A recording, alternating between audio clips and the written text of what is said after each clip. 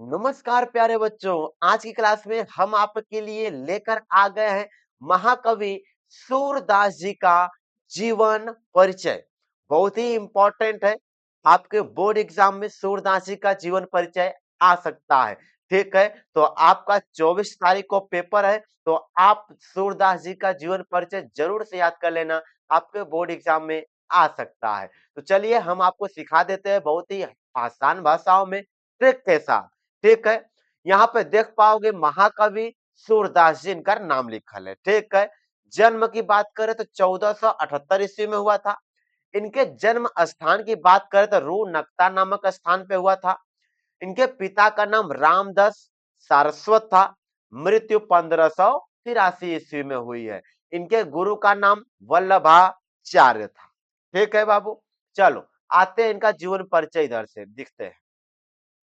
वात्सल्य रस के सम्राट तथा अष्टछाप के सर्वश्रेष्ठ कवि सूरदास जी का जन्म सन 1478 ईस्वी में आगरा से मथुरा जाने वाली सड़क के पास रूनकता नामक ग्राम में हुआ था। इनके पिता का नाम रामदास था, जो एक सारस्वत ब्राह्मण थे। कुछ विद्वान सूरदास जी का जन्म दिल्ली के निकट सिही नामक गांव को मानते हैं। ठीक है, जो कुछ विद्वान है वो सिही नामक गांव को मानते हैं। सूरदास जी जन्मांध थे या बाद में अंधे हुए, इस संबंध में कवियों में भी मतभेद है।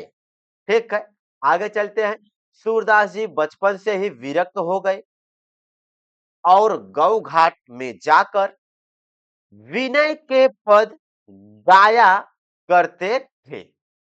एक बार गौघाट पर वल्लभाचार्य जी रुके।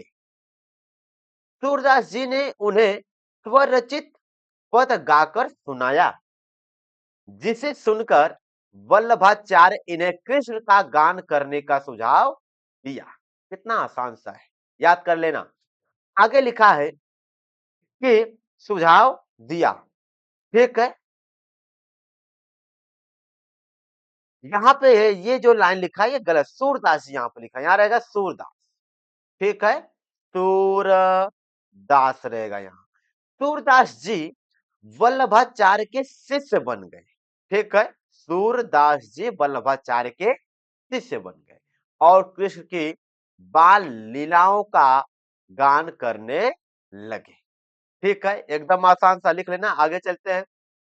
सूरदास जी की मृत्यु गोवर्धन के पास पारसौली नामक ग्राम में 1583 ईस्वी को हुआ। आगे इनकी रचनाएं की बात करें, इनके सिर्फ 3 रचना है। क्या है? सूर सागर, सूर सारावली, साहित्य लहरी।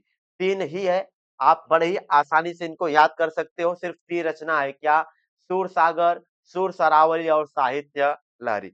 आई होप कि एकदम अच्छे से ये इनका सूरदास जी का जीवन परिचय आप सीख पाए होंगे। ठीक है, चलो बाबू मिलते हैं नेक्स्ट क्लास में। तब तक के लिए पढ़ाई करते रहें। All the very best.